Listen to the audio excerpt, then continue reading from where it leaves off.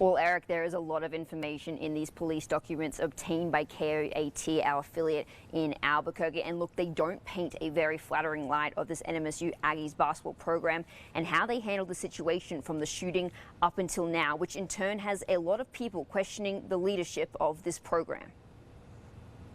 I would hope that the university would get out in front of it. I would hope, quite frankly, that the chancellor would sit down and have this conversation, Rachel, with you and say, no questions are out of bounds. Let's go. Our newsroom reached out to Chancellor Dan Arvizu's office multiple times today for an interview. Instead, we were told he was not available and that they would contract with an external third-party investigator to review the events surrounding the shooting, and they will publicly release an executive summary of the report and be, quote, incredibly transparent during this process. Since the shooting on November 19th, NMSU have held 3 public news conferences, including after last night's game. In the first, Greg Heyer was not in attendance, but Athletic Director Mario Mocha said all players that broke curfew had been disciplined. Issa Muhammad, Chichi Avery, and Anthony Roy, who were all cited in these documents to be in the yellow Camaro when Mike Peake put the gun and other items in the trunk, have played in every game since, including last night. Muhammad and Avery are on the trip to California as we speak, while Roy stayed back due to personal reasons. That's enough for me to say you're not going to California with us. That's enough for me to say, until this is cleared, you're not going. And quite frankly, I'll take that one step further.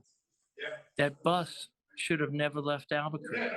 The bus Bob Gallagher is referring to is the team bus. The report says while police were trying to reach head coach Greg Heyer and associate head coach Dominic Taylor, the bus left for Las Cruces with Heyer on board, who according to the report knew they were looking for the gun Peake used. I take full responsibility for what happened, and you know, I can't say anything more than that.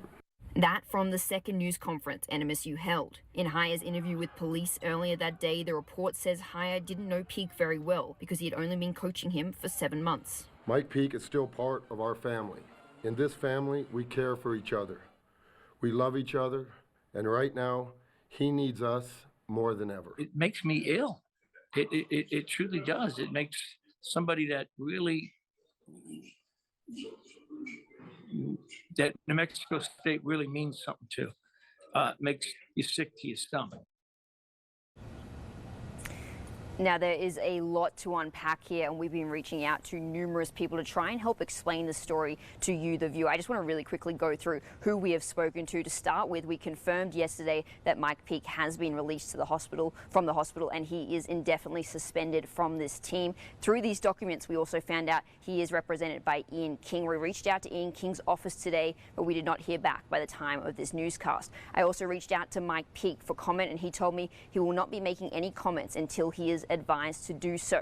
I also reached out to the NCAA to see if they will be taking any actions in regards to what has happened here with this shooting and this NMSU basketball program. As we also reported, that we are still waiting to hear who the third-party contractor will be for NMSU to go over this investigation. What I can tell you, though, is that state police are telling us that this is just one of many supplemental reports that we will be getting in the coming days, weeks, and months. And we here at ABC7 have put that request in to get those documents. And as soon as we do, we will let you know and report on them. But for now, reporting live from NMSU with our New Mexico Mobile Newsroom, Rachel Phillips, ABC7.